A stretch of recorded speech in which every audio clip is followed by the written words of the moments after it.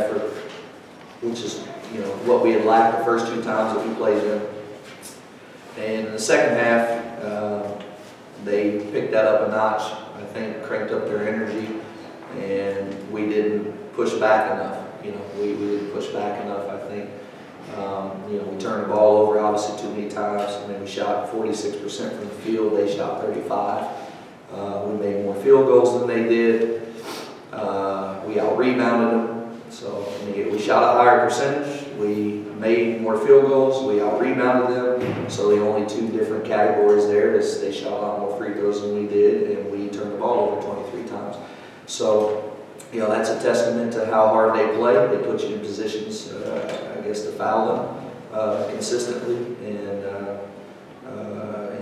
they're very active in their press and hands and getting turnovers. So basically, the second half is just an epitome of the other 2 times that we played. In the second half, you guys just went through a stretch where you were just making bad decisions. I get we're going to get away. Cross court skip passes that were low and just. Yeah, we didn't. We have a really good team, and one of the areas that we have struggled in, I guess, is some of our players want it so bad that they go about, I guess, in a sense, trying to do it themselves sometimes, and instead of just going with the game plan and working on, utilizing. I thought in the first half we shared the ball a ton, and moved the ball around, and played very confident. And in the second half, as things started to go south, there'd be a trap that, instead of making the right pass, we're going to dribble out of, or we're going to sling the ball to the other side of the floor, as you said. So yeah, we made some bad decisions, but again, I think that's.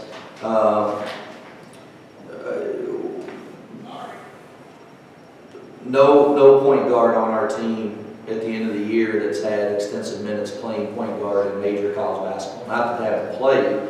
Deja Gibson and Nicole both have played major minutes, but not playing point guard. And I think, I've always said I think Coach Katie's over there is one of the best coaches in the league, and she made a good adjustment to really come out and start pressuring the point guard. And that kind of changed our half-court offense that was going so well in the first half. Can you talk to me a little bit about when you got into foul trouble? When for the last several weeks, you and Kara have been a pretty good combination. Take one of you away, kind of changes things. Can you explain to me how it changes things? It definitely makes us smaller and harder to rebound, but the other girls that came in, they also did a good job, so it wasn't like we were missing anything. Just sometimes when I come out and they get under pressure, so it's just lots more.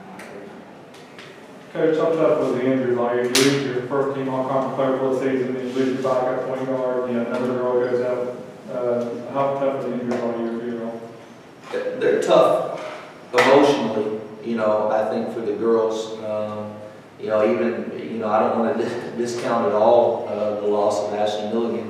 As Monet said, Darian stepped into that role today and did a great job, but, I don't want to, Ashley was very easily could have been the MVP of the stretch run we made there to clinch a share of the regular season championship, and she goes down in the last Notre Dame game. I just think for us sometimes the emotions of everything that's occurred causes you to believe that if it can happen, it will. And I think sometimes maybe that plays over onto the court, when things start to go bad. The thought process is just, hey, we always catch a string of bad luck somewhere. So, maybe it's going to happen. And I just think we got to be, you would think with all the stuff that we've overcome to be as successful as we were, that we would be tougher in that area than what we are sometimes. But I know what it's done for me. I know what it's done, so I can only imagine what it's done for younger adults, But the truth of the matter is these girls did a great job of overcoming all that, and 22 wins is more wins than we had last year. So even through all that, as I tried to tell them in there, it's still a good season, still something they need to be proud of. Nicole, they applied some defensive pressure second half. What sort of problems did that cause for them? It kind of speeded the game up because we were walking the ball up, trying to get into our offense. So when they started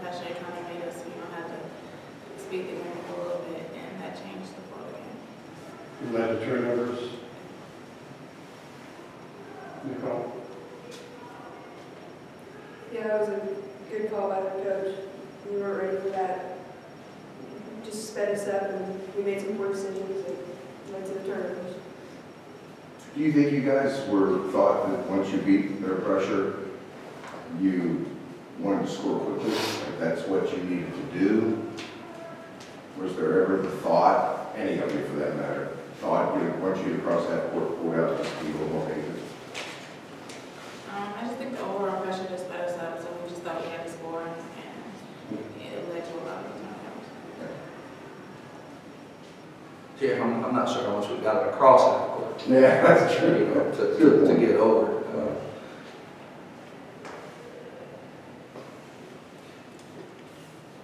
You know, best school this year, Nicole?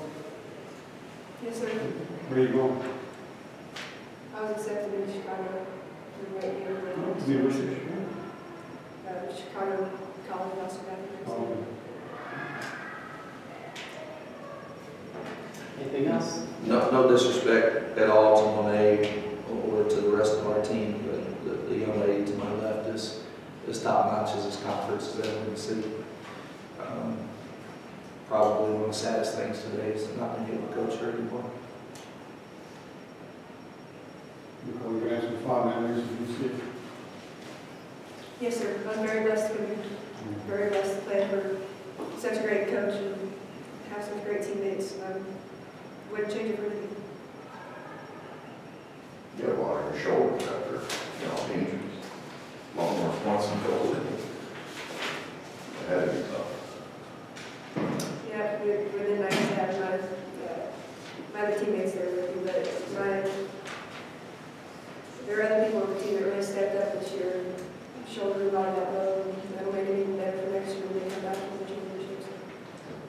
You know, everything happens for a reason, and we don't always understand what it is, but I think one of the things is great as Nicole's been as a player and as a person and all the accolades she gets off the court.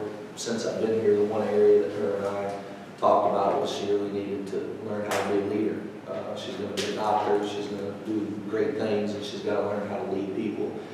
And I think outside of the growth of KJ and Monet this year and how good of players they became as the year went on, probably the biggest growth we had all year was to watch Nicole at practice huddle her teammates up before every practice and talk to them. And come by, like shoot me a text and say, can I come by and watch film? And then she's telling the players on the team, you know, hey, I saw this on film, we got to do this. So I think the reason for all the injuries was to show all these girls how good they are, even without their best players, and also to show Nicole how good of a leader she is.